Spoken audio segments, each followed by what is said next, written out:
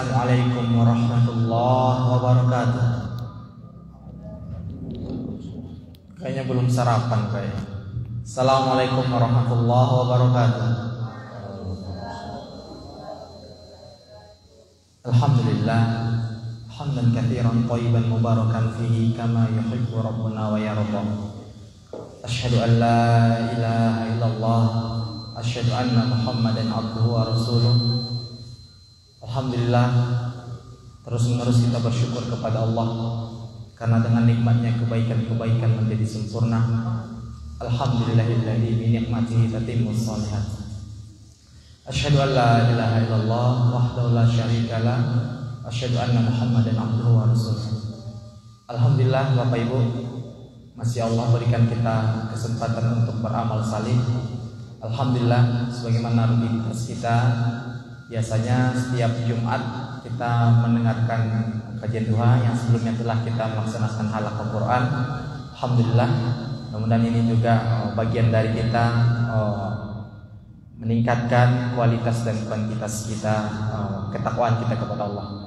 Alhamdulillah, pada Jumat ini atau pada kesempatan ini kita akan mendengarkan taujih insyaallah dari ustaz kita, dari guru kita Ustaz Ahmad Abu Fadil LC.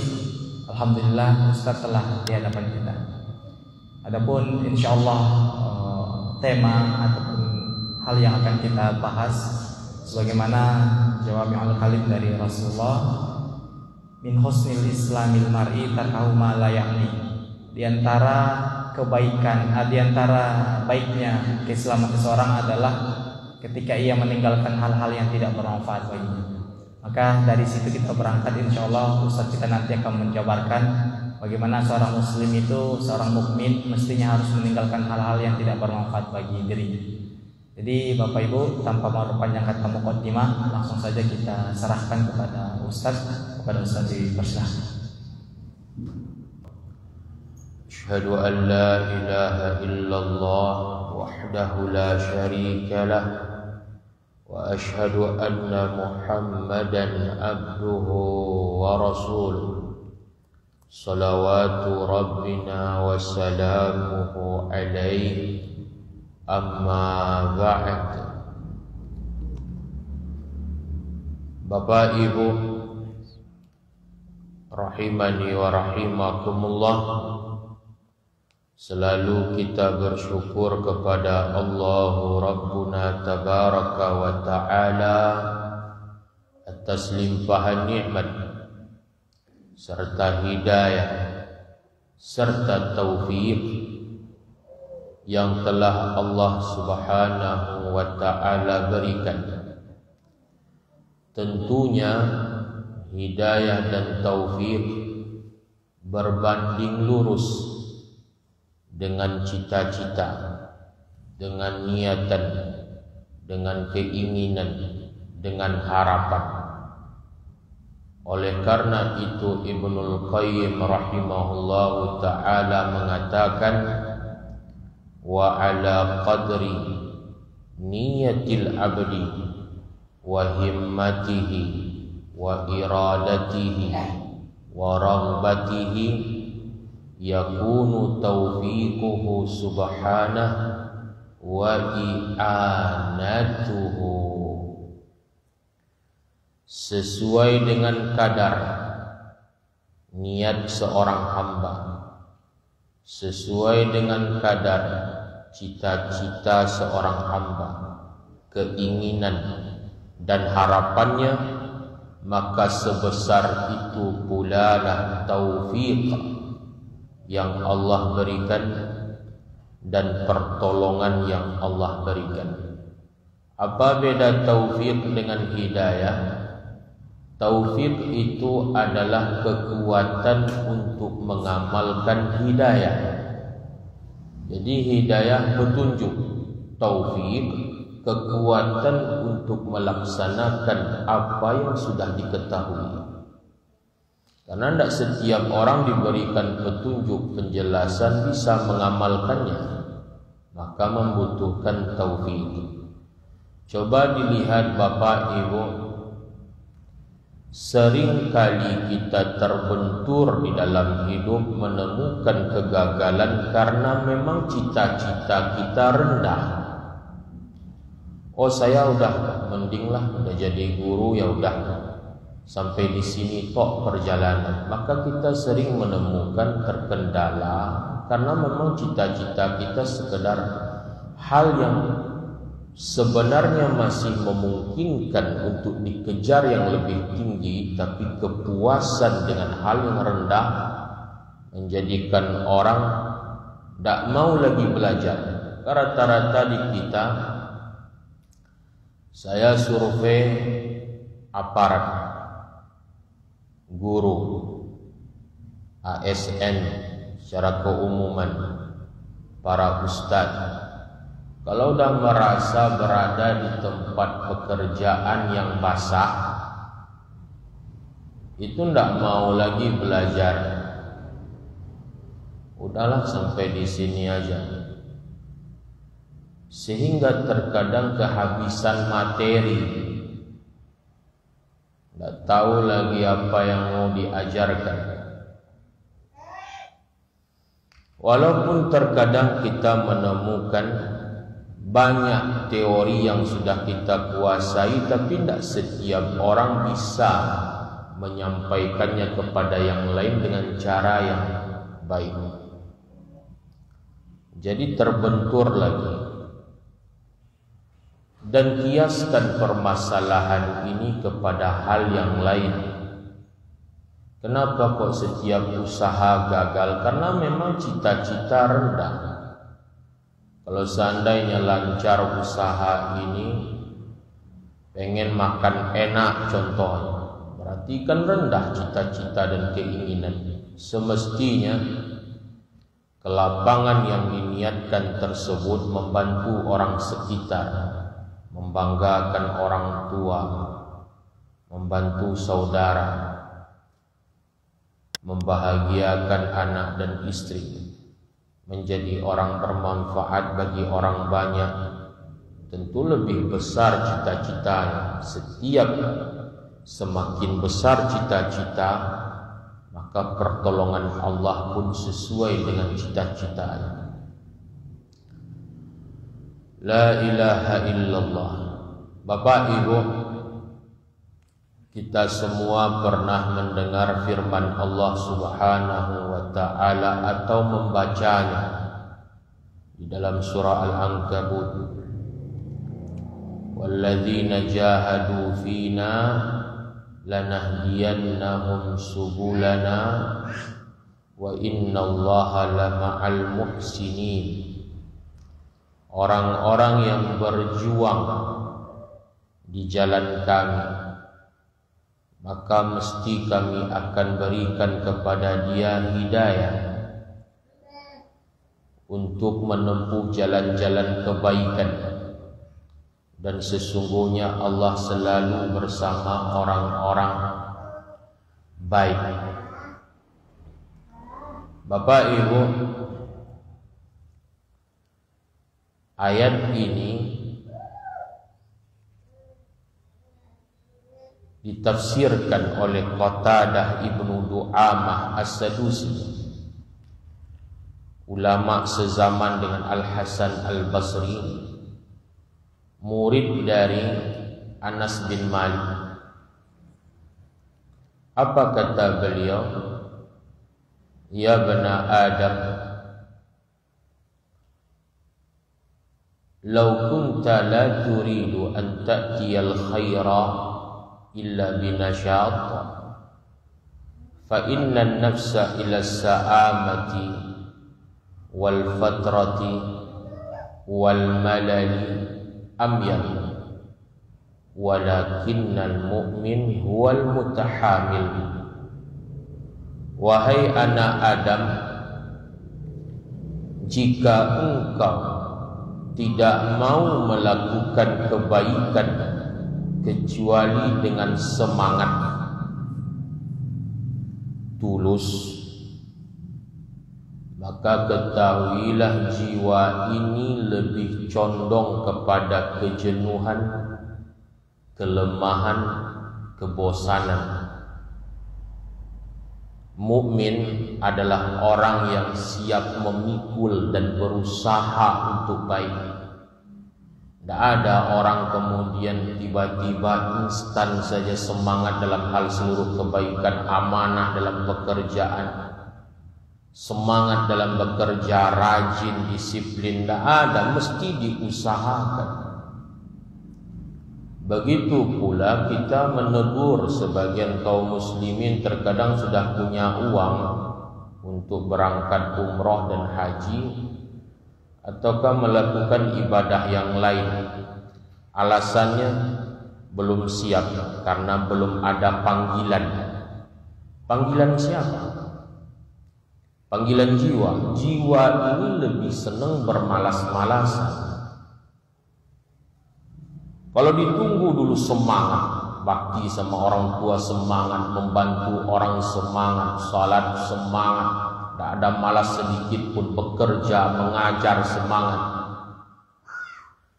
nggak akan ditemukan. Itu butuh dididik diri sekian lama supaya menikmati amalan tersebut. Tidak ada orang kemudian biar saya tulus dulu lah baru kemudian sholat. Kalau udah ada panggilan jiwa untuk sholat, sholat. Kalau udah terbuka pintu hati untuk taubat, taubat. Kalau sudah ada dorongan untuk berbuat baik, nanti datang sendiri waktunya. Mana ada? Semuanya dipaksakan. Makanya Allah menyebutkan dalam ayat yang kita bacakan, orang yang berjuang, berusaha di jalan keridhaan kami, kami akan berikan dia hidayah. Apa maknanya? Berkata Ibnu Abi Hatim di dalam tafsir, beliau menukilkan ucapan-ucapan ulama, alladzina ya'maluna bima ya'lamun yahdihimullahu ila ma la ya'lamun. Orang yang berusaha melaksanakan apa yang sudah dia ketahui, mesti Allah berikan dia hidayah, arahan, petunjuk kepada yang belum dia ketahui. Mesti nampak jalannya. Kapan? Kalau apa yang sudah diketahui berusaha untuk diamalkan. Berapa banyak pengajian? Coba tengok Bapak Ibu, pengajian setiap hari Jumat saja, itu belum yang lainnya. Berapa kali kita mendengarkan nasihat-nasihat. Berapa kali kita mendengarkan mawa'idh, wejangan-wejangan. Berapa banyak kita mendengarkan khutbah, betapa banyak kita mendengarkan durus, pelajaran-pelajaran. Seberapa jauh kita sudah melaksanakannya. Terkadang menjadikan jalan itu terlihat buntu karena kita tidak menghiraukan apa yang sudah kita ketahui selama ini. Dengan alasan berbagai hal, belum tiba saatnya, pintu hati belum terbuka, belum ada panggilan diri dan lain sebagainya. Mesti berusaha. Makanya di dalam hadis Uqbah ibnu Amir, diriwayatkan oleh Ibnu Hibban dan yang lainnya, Rasul sallallahu alaihi wasallam bersabda, menyampaikan hadis qudsi, unzuru ila abdi hadza, kata Allah kepada para malaikat, coba tengok hambaku ini, kata Allah kepada malaikat, yu'aliju nafsah, berusaha dia melawan dirinya. Ini hadis ini tentang orang bangun malam, berwudu dia, salat. Allah banggakan dia di hadapan para malaikat. Coba tengok nih hambaku ini, kata Allah, berusaha dia berwudu, berusaha dia untuk salat malam. walaupun 2 rakaat atau 1 rakaat witir. Yas'aluni, bangun tengah malam minta kepadaku. Wali abdi masa'alani, bagi hambaku apa yang dia minta, kata Allah. Allah menghargai perjuangan tadi, karena dengan biasa orang bisa, tapi kalau tidak dilatih mana ada. Makanya kita sebagai guru, Bapak Ibu, karena kita sering merangkumkan pelajaran, contohnya membuat ada poin-poin atau diagram tertentu, sekian kali terulang, kita dengan mudahnya untuk menyampaikan materi walaupun tanpa melihat buku catatan ataukah buku pelajaran kurikulum yang dibahas, ataukah kemudian tanpa teks. Kenapa? Karena terulang-ulang. Kenapa penyampaian orang, cara mengajar seorang guru makin tahun makin berbeda, dalam artian semakin baik? Karena dia sering melakukannya, berusaha bagaimana memahamkan si anak. Tidak bisa dengan cara ini, mungkin dengan cara ini. Tidak bisa cara ini, mungkin cara ini. Ini yang menjadikan orang berhasil. Begitu pula terkait dengan hal-hal yang lainnya, butuh mujahadah. Sehingga ketika tema contoh kita angkat bagaimana pekerjaan bisa jadi ibadah, memang harus berlatih amanah itu sendiri, berlatih untuk jujur, disiplin dalam bekerja. Dan di antara mujahadah adalah tema yang diangkat pada waktu duha hari ini. Sebelumnya, selawat beriringan salam tidak bosan-bosannya kita mohonkan kepada Allah agar dicurahkan dan dilimpahkan untuk Nabi besar kita Muhammad sallallahu alaihi wasallam. Bapak Ibu, mungkin kami tidak menyampaikan materi ini sebagaimana biasa kami menyampaikan khutbah, karena ini masih pagi, memakai nada tinggi, berapi-rapi, menggebu-gebu, tidak cocok. Makanya di dalam thariqah mengajar tentu beda antara mengajar pagi hari dengan mengajar udah mendekati zuhur, karena waktu mengantuk pun datang, waktu tidur siang. Sehingga sekarang penyampaian murni, pelan, lembut, mendayu-dayu. Bukan mengantarkan Bapak Ibu untuk tidur, bukan. Yang sampai dianggap ceramah kita pagi ini ina bobok judulnya, bukan. Judulnya adalah min husnil islamil mar'i tarkuhu ma la ya'ni.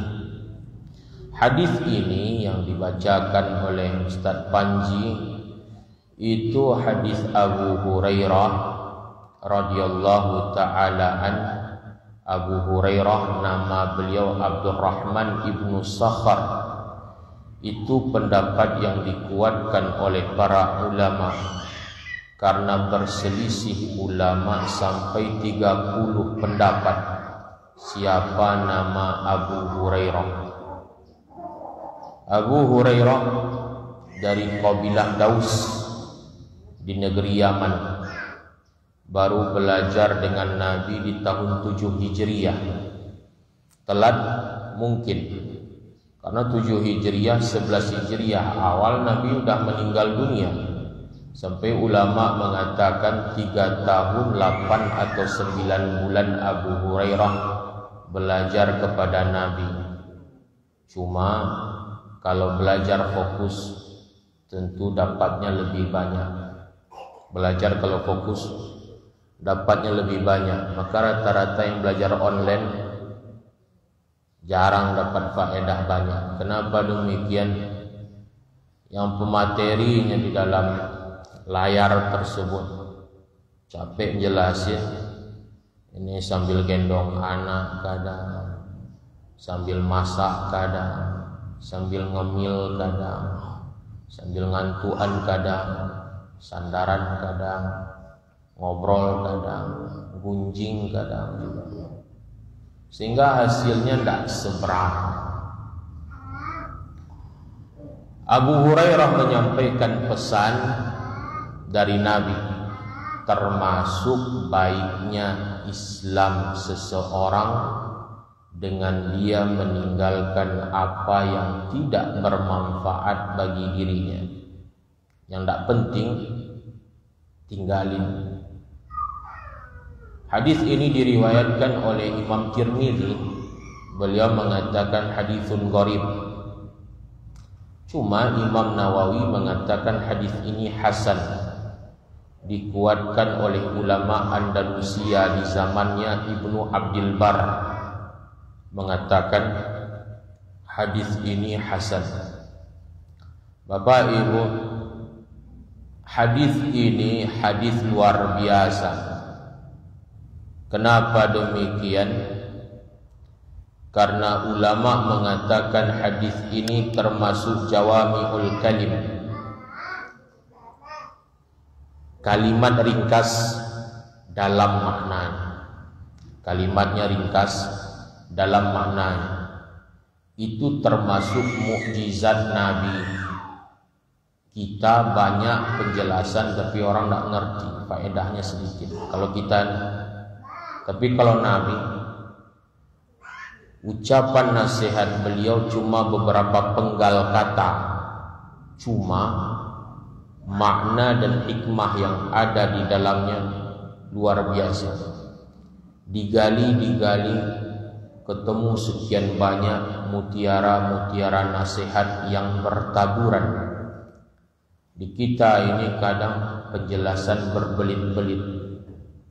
Makanya kadang kita menemukan, mungkin di pengalaman pribadi saya, tidak tahu Bapak Ibu juga menghadapi ini, tapi saya rasa juga dihadapi. Ada kalanya materi pelajaran tidak kita jelaskan lebih bagus ketimbang kita jelaskan. Ada kalanya materi pelajaran tidak kita jelaskan lebih bagus ketimbang kita jelaskan. Tambah pusing anak setelah dijelaskan oleh penjelasan kita. Dia baca sendiri faham, tapi giliran kita jelaskan kok jadi sulit pelajaran bagi mereka. Makanya ulama menasihati, mengajar itu kadang atau dituntut menguasai isi dari buku ketimbang memberikan faedah dari luar. Karena faedah luar ini tambahan. Menguasai buku itu yang dituntut, itu yang lebih diutamakan. Itu apa belajar sebuah buku, toh nyatanya buku itu tidak kepakai, kan keliru. Bapak Ibu rahimani wa rahimakumullah, Al-Imam As-San'ani ketika berbicara tentang hadis ini, anna hadzal hadis min jawami'il kalim, bahwasanya hadis ini merupakan jawami'ul kalim, kalimat yang ringkas dalam makna, ya ummul aqwal wal af'al, mencakup ucapan dan perbuatan. Apa maknanya? Termasuk baiknya Islam seseorang meninggalkan apa yang tidak penting bagi dia, baik berupa ucapan atau berupa perbuatan dan tindakan. Makanya benar betapa banyak peristiwa dan kejadian dengan kita tidak mengeluarkan komentar lebih baik. Betapa banyak kejadian kalau kita tidak mengeluarkan kritikan lebih baik. Makanya dikatakan dalam sebuah hadis tentang larangan khib. Khib ini bermakna takhdib, merusak. Merusak apa namanya? Ulama mensyarah rumah tangga seringkali rusak karena virus takhdib, ikut campurnya pihak ketiga dalam urusan rumah tangga. Apakah itu orang tua yang masuk, ataukah mertua yang masuk, ataukah saudara yang masuk, ataukah tetangga yang masuk? Gaya menasihati. Nah, dari dulu ibu sudah sampaikan, jangan dicari orang payakumbuh. Ada atau tidak nasihatnya? Ada. Nah, dari dulu ibu sudah sampaikan, jangan dicari orang payakumbuh. Akhirnya kan banyak masalah, kata si ibu. Padahal masalah ini bisa diselesaikan dengan baik, tapi akhirnya perceraian yang dilakukan gara-gara nasihat tadi. Tuhib. Makanya selesaikan berdua saja. Sama kayak orang Jawa dinasehati jangan menikah sama orang Aceh ataukah orang Minang. Nanti nggak langgeng rumah tangga. Ucapan-ucapan ini nggak perlu. Jodoh ini Allah yang menentukan. Makanya sebelum menikah istikharah, baik nggak untuk kita atau nggak baik, bermanfaat atau nggak bermanfaat. Ada hal menarik. Ibnu Hajar Al-Asqalani ketika menyebutkan tentang masalah istikharah, Nabi mengatakan, kana Nabi sallallahu alaihi wasallam yu'allimu ashabah al-istikharah kama yu'allimuhum as-surah minal Quran. Nabi dulu mengajarkan para sahabat untuk istikharah sebagaimana Nabi mengajarkan surat dari Al-Quran dalam segala urusan. Ibnu Hajar mengatakan itu mencakup perkara besar atau perkara kecil. Istikharah dulu, kalau kita tidak tahu dampaknya apa, kita ragu nih, tidak tahu apakah baik atau tidak. Dalam hadis dikatakan idza hamma, apabila ada keinginan. Jadi istikharah itu di awal muncul keinginan. Jangan ditunggu dulu sudah mantap niatan, tekad baru istikharah, tidak ada manfaat. Makanya banyak istikharah sampai 3-4 kali. Gimana mau istikharah? Karena memang dia udah mantap. Hati sudah condong dengan pilihan dia. Istikharah itu ketika awal keinginan muncul dalam segala urusan, karena terkadang perkara kecil berdampak besar, kata Al-Aini rahimahullah. Ini untuk apa? Supaya seorang mukmin meninggalkan apa yang tidak bermanfaat bagi dirinya. Di antaranya istikharah, caranya. Ada hal menarik juga, sesuatu itu disebutkan karena menyebutkan sesuatu yang lain. Contoh setelah orang istikharah, jangan sampai dibayangkan contoh seorang laki-laki mencari pasangan hidup. Istikharah, ya Allah fulanah atau si fulanah. Jangan bayangkan mesti kalau setelah istikharah itu mesti bidadari dapat, enggak. Tapi yakinilah apa yang Allah pilihkan itu yang terbaik. Sesuai keinginan kita belum tentu. tapi itu yang terbaik. Bagaimana contohnya? Contoh nih, kita minta pilihan sama Allah, dikasih mulutnya yang paling kasar ucapan. Hasil istikharah, Allah kuatkan kita untuk menikah dengan perempuan lebih kasar ucapan. Apakah berarti itu pilihan tidak baik? Itu mesti terbaik bagi kita. Kenapa? Di antara contoh, karena kita selama ini berbicara tidak pernah memikirkan perasaan orang. Allah kasih pula yang kasar ucapannya untuk kita supaya kita tahu di atas langit ada langit. Rupanya ada orang lebih kasar, lebih mencuang ketimbang Allah. Supaya kita sadar. Makanya ulama membahas ketika berbuat baik dan berbuat jahat, orang tidak akan bisa menghargai kebaikan kalau belum pernah merasakan pahitnya disakiti. Ya kan ya?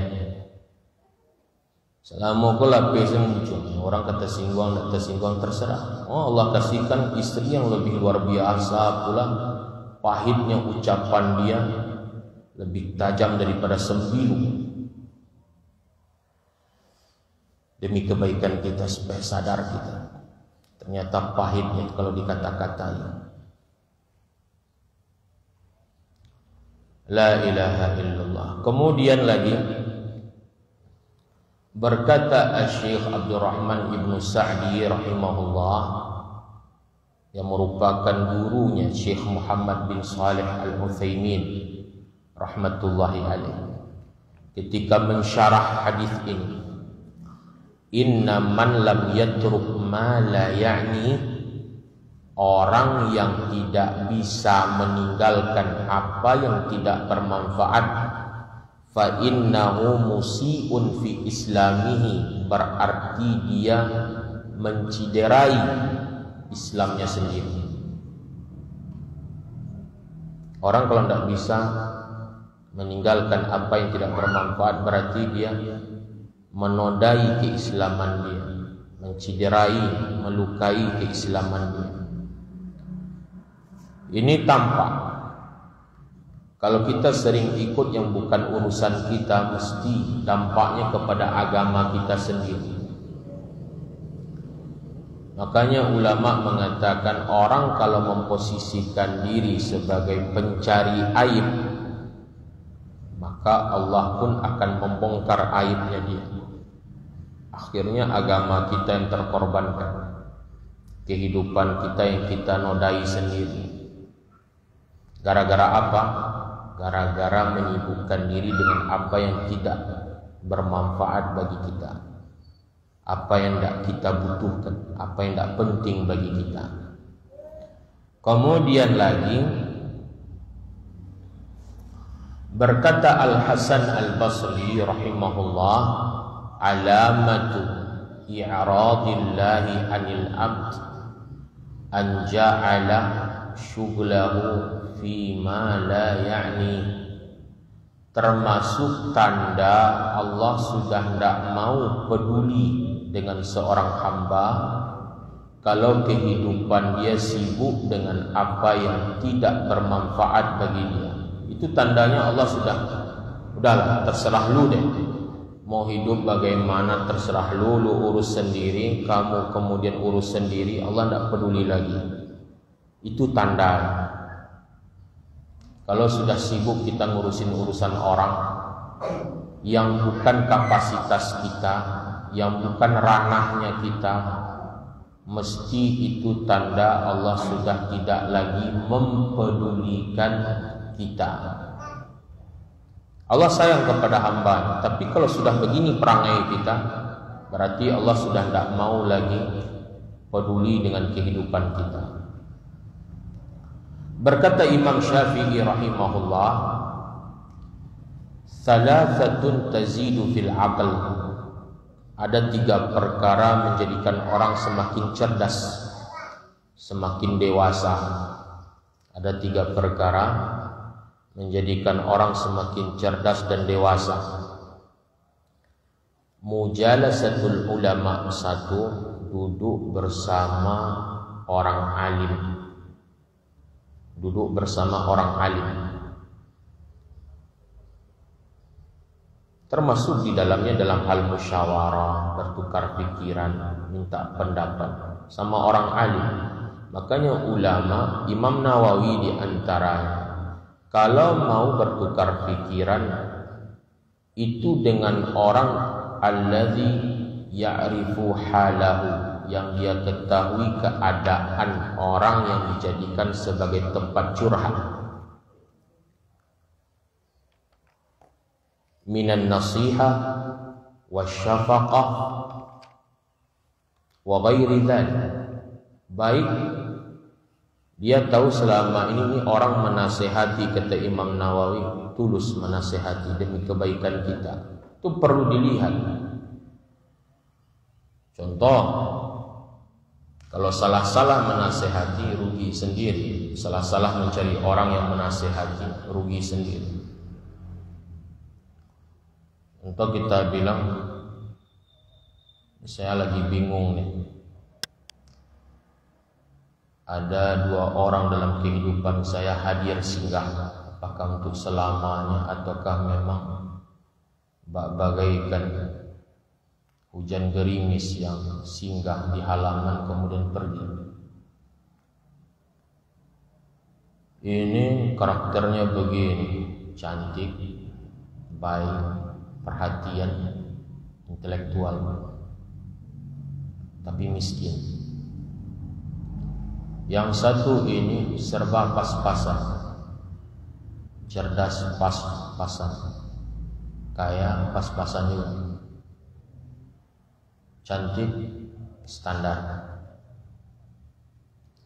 Gimana ya kira-kira? Tapi saya lebih condong kepada nomor 2 ini, karena rata-rata yang standarnya lebih setia ketimbang yang cantik. Kata yang menasehati, tak usah pikir nikah dulu lah, kerja aja dulu. Terlalu cepat mikirin nikah sekarang. Nasihat ini dia sampaikan karena dia kepincut dengan calon kita ini. Makanya dia nasihatin, udah kerja aja dulu, cari uang yang banyak, katanya. Berarti kan tidak layak diajak musyawarah. Jangan sampai salah-salah orang musyawarah. Dan syafaqah, syafaqah ini kasihan, sayang dengan kita.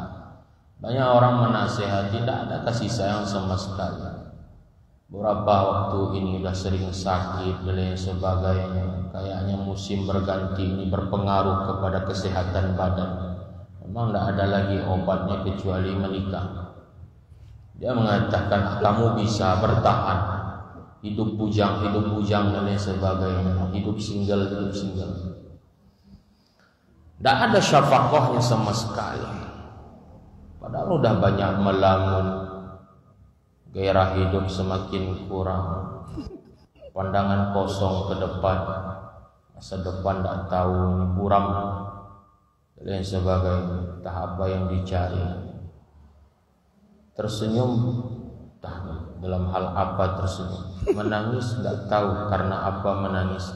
Kalau sudah seperti ini, cari orang yang sayang sama kita untuk ngasih nasihat, usulan, ide. Ini cara pertama untuk menjadikan kita cerdas, duduk sama orang alim. Satu. Kedua, kata Imam Syafi'i, mujalasatus shalihin, duduk bersama orang saleh. Tidak mesti orang saleh ini alim, tidak.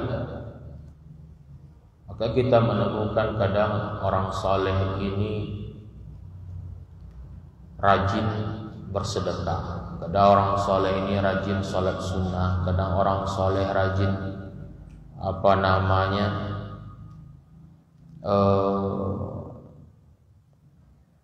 membantu, perhatian terhadap orang sekitarnya dan lain sebagainya. Duduk sama mereka menjadikan kita cerdas. Contohnya saja, kita menengok Ada orang sekian kali disakiti oleh keluarganya, tidak pernah dia dendam. Duduk dengan mereka itu bisa mendidik kita untuk lebih banyak memaafkan. Karena memaafkan itu menjadikan hati tenang, tidak akan memikirkan lagi bagaimana balas dendam, melampiaskan sakit hati, bagaimana cara untuk membuat dia menderita sebagaimana kita dia buat menderita. Lelah ketika dendam ditaruh di dalam diri. Maaf menjadikan orang tentram jiwa, bahagia. Sehingga kalau ada orang memaafkan tapi tersakiti, berarti tidak tahu tentang maaf itu sendiri. Ada ucapan luar biasa dari Abu Hazim Salamah bin Dinar Al-A'raj. Itu ulama yang digelari dengan Hakimul Muhaddithin, orang bijaknya ahlul hadis, ulama tabi'in, generasi setelah sahabat. Beliau mengatakan, laisa lil muluki sadiq wala lil hasudi rahah. Orang yang memiliki kedudukan pejabat, raja, penguasa tidak akan punya teman. Pejabat tidak punya teman. Cobalah tengok. Pejabat banyak pun orang sekitar dia minta proyek dong.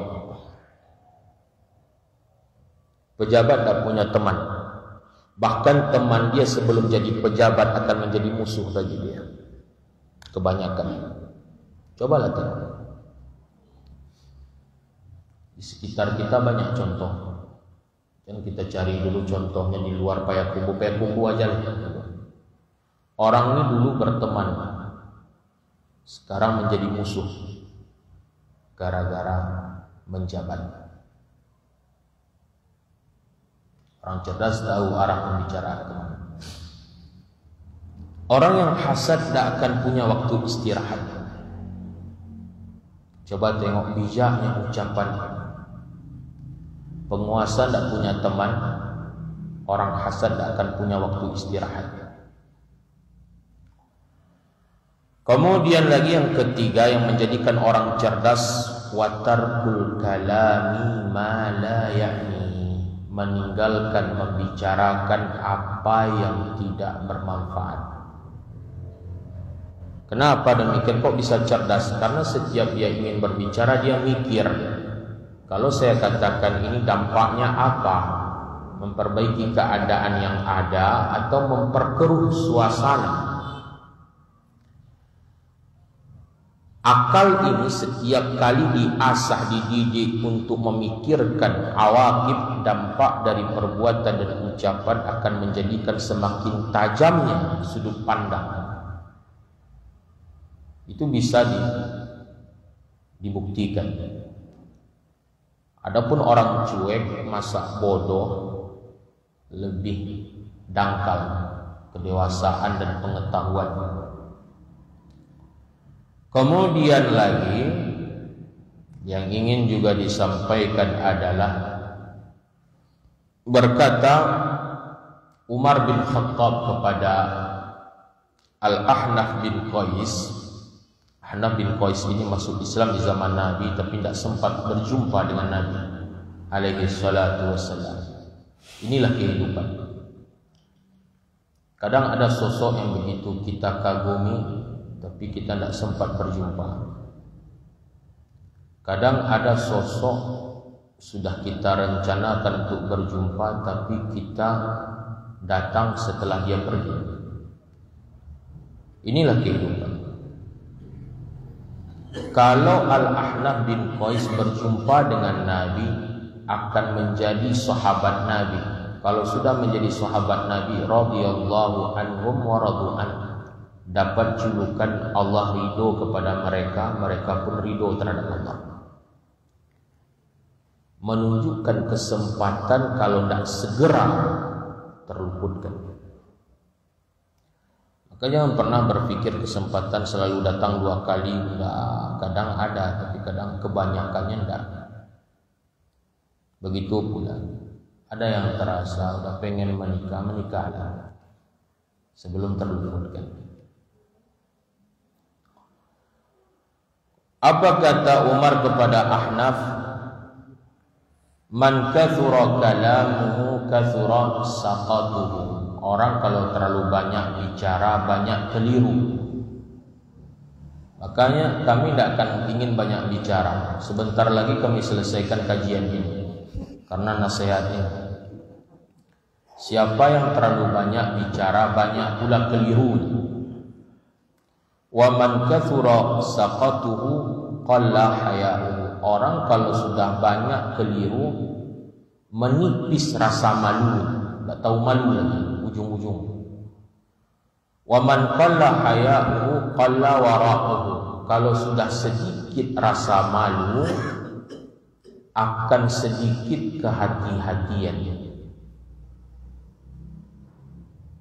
Kalau orang dah tak tahu malu, kan ada lagi hati-hati. Betapa banyak kadang barakallahu fikum tak apa dipikirkan. Kadang sebagian dari kita, mohon maaf bapak-bapak ya, keluar dari WC kadang celana nggak dipasang lagi kancing, hayanya udah kurang, sehingga kurang pula kehati-hatian. Jadi di atas terbuka, di bawah terbuka. Wa man qalla wara'uhu mata qalbu. Kalau orang sudah sedikit kehati-hatiannya, kewaspadaannya, mati hatinya. Mati hatinya. Itu dia Bapak Ibu, sebagaimana tadi sudah disinggung, orang kalau terlalu banyak bicara, banyak keliru. Sebelum kekeliruan terjadi, mungkin sampai di sini terlebih dahulu. Kalau ada kira-kira yang kurang jelas, butuh ditambahkan penjelasan yang tidak membingungkan, insyaallah ta'ala pintu diskusi terbuka. Wallahu ta'ala a'lam. Alhamdulillah, terima kasih kepada Ustadz yang telah memberikan nasihat kepada kita waktu duha ini. Baik Bapak Ibu, bila ada yang ingin bertanya ataupun penjelasan tadi yang kurang dimengerti, mungkin sebelum kita tutup nanti majelisnya, ada baiknya kita konfirmasi atau bertabayun kembali dengan penjelasan-penjelasan yang telah disampaikan Ustadz kita. Atau mungkin Bapak Ibu ada yang bertanya mungkin di luar tema, insyaallah kita buka. Tidak ada, silakan Bapak Ibu. Ya, silakan. Waalaikumsalam.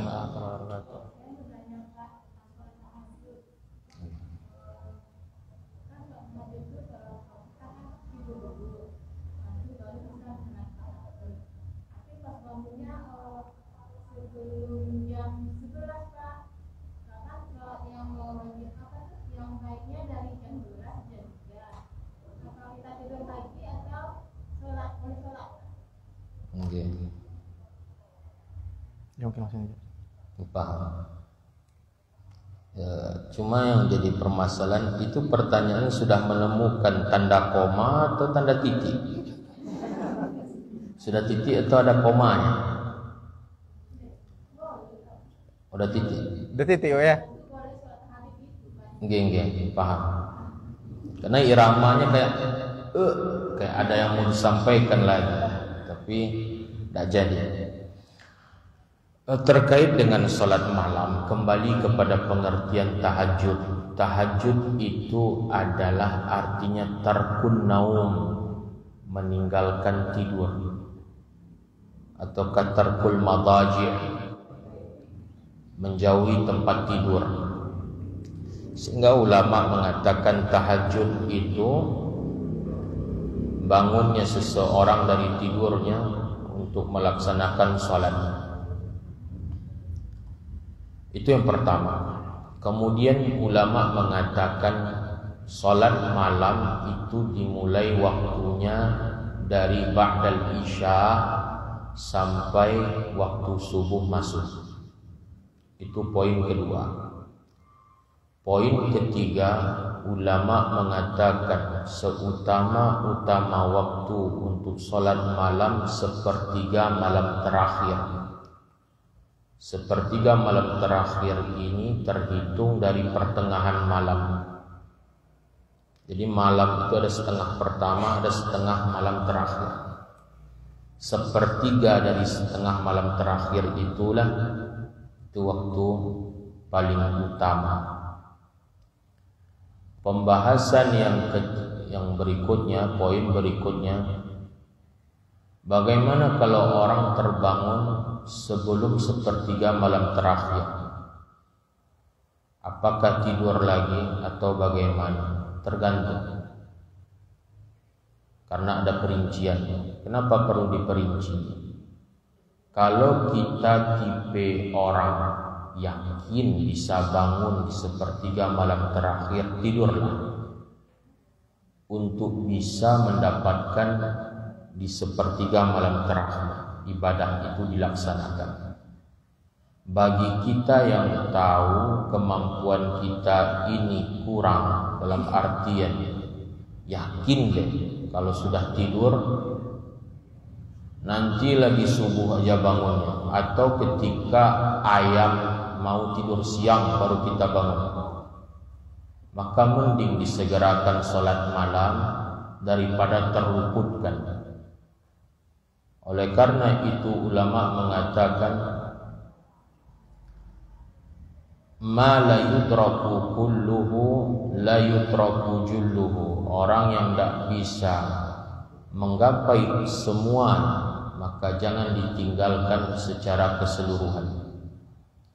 Sehingga dengan ini kita pahami ketika kalau seseorang dirasa akan terluputkan, jangankan sepertiga malam terakhir, bahkan sholat malamnya pun tidak dapat lagi, mending kapan bangun ketika itu sholat. Hal semacam ini itu bisa dikiaskan pada hal apapun. Contoh, orang berjalan ke masjid itu utama, tapi kalau dirasa berjalan kaki ke masjid terluputkan dari rakaat pertama imam atau bahkan telat jadi masbuk, maka mending naik kendaraan. Begitu pula kemudian kadang kita terniat ngasih orang tua di tanggal tua, tapi kita bilang nanti aja lah di awal bulan biar bisa ngasih lebih banyak orang tua. Tapi kalau dirasa setelah terima gaji nantinya pikiran berubah-ubah, mending segera kasihkan walaupun sedikit, nanti kalau terima gaji baru ditambah lagi, ketimbang tidak sama sekali. Nah, itu yang penting kita ini kan. Tentu masing-masing orang berbeda-beda. Kami tetap mengatakan tengok diri. Tentu seseorang lebih tahu tentang dirinya sendiri.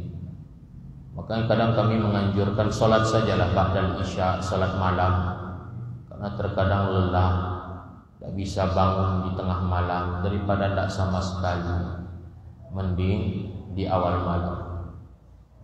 Wallahu ta'ala a'lam bishawab. Baik, masih ada Bapak Ibu yang ingin bertanya? Dipersilahkan.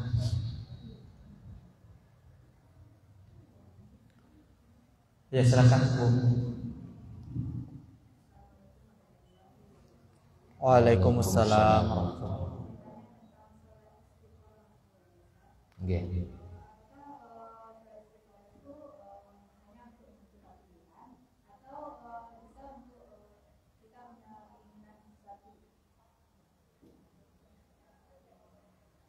Iya, dia mencakup ini dan itu.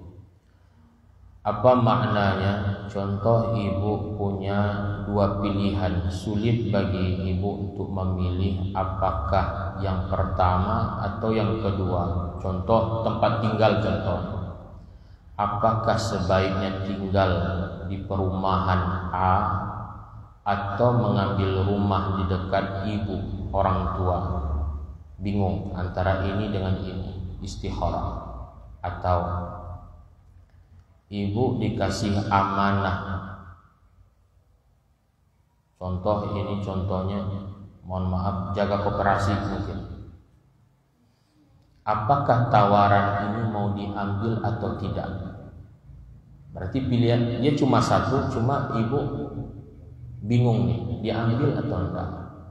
Kira-kira nanti menyita waktu saya karena sudah ada kerjaan sekarang ini. Kira-kira saya bisa amanah enggak ke depan? Kira-kira baik enggak untuk masa depan saya kira-kira? Kira-kira terganggu enggak nantinya kegiatan di rumah dengan keluarga? Bingung antara diambil atau tidak, antara dilakukan atau ditinggalkan. Ini pun termasuk ke dalamnya. Maka sampai ulama mencontohkan ditunjuk jadi imam tetap.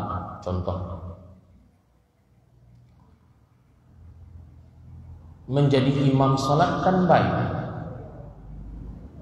cuma apakah ini baik untuk kita mengambilnya atau tidak? Kita butuh istikharah. Contoh, kadang kita pengen jadi imam, tapi apakah keberadaan kita nanti diterima oleh jamaah ataukah tidak?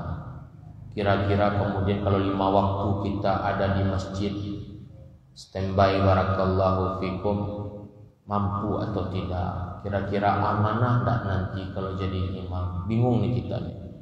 Itu pun istikharah. Jadi bukan sekedar kita melihat oh ini kan baik, benar, tapi apakah dampaknya pun baik bagi kita? Itu perlu istikharah juga. Sama kayak menikah. Ini wanita solehah luar biasa. Cuma kenapa ulama masih menyuruh kita istikharah? Kadang kita ini tipe orang tidak bisa kena tegur dari orang yang mungkin kita pandang di bawah kita. Kita ini laki-laki, tipe kita selama ini pantang untuk ditegur, pantang untuk disalahkan. Wanita soleha ini luar biasa, ilmunya pun dalam masalah agama. Tapi apakah baik untuk dia? Istikharah. Kenapa? Karena terkadang wanita terlalu berilmu bagi seseorang tidak baik. Bagi dia tidak baik. Bagi yang lain mungkin baik, tapi bagi dia tidak baik. Kenapa? Contoh, adik kata suaminya pergi ke rumah orang tua. Abang tidak ridho. Pergi ke rumah orang tua adik, abang tidak ridho. Adiknya bilang, istrinya bilang, bang, apakah ada memang dalam syariat ini seorang suami boleh melarang anaknya ketemu sama orang tua? Ya juga ya. Besok ada lagi masalah, dek puasa. Ya, kenapa kau nak minta izin dulu sama abang kalau mau puasa? Bang, apakah iya sama antara puasa sunat dengan puasa mengqadha, mengganti puasa? Apakah mengganti puasa harus izin dulu sama suami? Mana ada dalil? Iya juga ya. Mau tidur ba'da subuh, bang boleh memangnya tidur ba'da subuhnya? Bukankah makruh hukum? Iya juga. Jadi kadang dia lelah sendiri. Kenapa kok? Loh, banyak sekali dalilnya si istri ini. Dia capek. Bagi dia tidak baik, tapi bagi orang lain baik. Maka itu gunanya dia istikharah. Jadi istikharah dalam hal ini. Baik kemudian ada pilihan A atau B, ataukah diambil ataukah tidak, dilakukan atau ditinggalkan. Itu pun termasuk. Wallahu a'lam. Ya, mungkin satu lagi Bapak Ibu, bila ada yang ingin bertanya disilakan. Apakah masih ada Bapak Ibu yang ingin bertanya? Bila tidak, kita cukupkan kajian doa kita untuk hari ini. Insyaallah kita lanjut pekan depan. Insyaallah kita sempurnakan dengan doa kafaratul majelis. Subhanakallahumma wa bihamdika asyhadu an la ilaha illa anta astaghfiruka wa atubu ilaika. Assalamualaikum warahmatullahi wabarakatuh.